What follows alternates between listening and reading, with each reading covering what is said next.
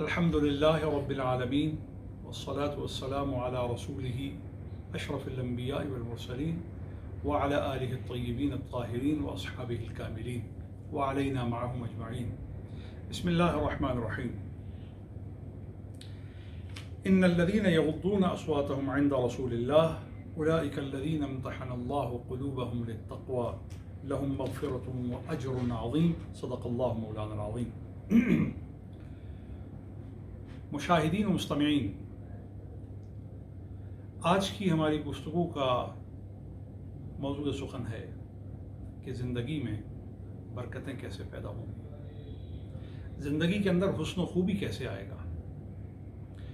سورہ حجرات میں اللہ تعالیٰ نے اس کا نصاب سمجھایا ہے اور اس کے سلیقے اور قرینے سے آگاہ کیا ہے.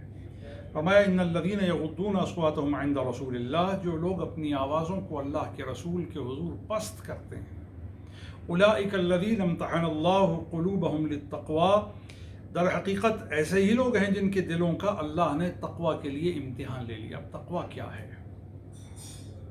تقوی زندگی کی کامیاب ترین شکل ہے. کامیابی سے کیا مراد ہے؟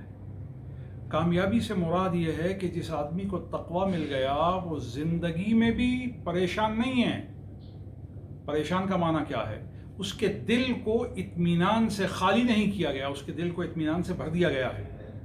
اور تقوی یہ ہے کہ جس آدمی کو تقوی نصیب ہو گیا ہے وہ جنت میں ایسے داخل نہیں ہوگا، اسے جنت میں نبی کریم رحمت للعالمین خاتم النبیین کی معیت نصیب ہوگی.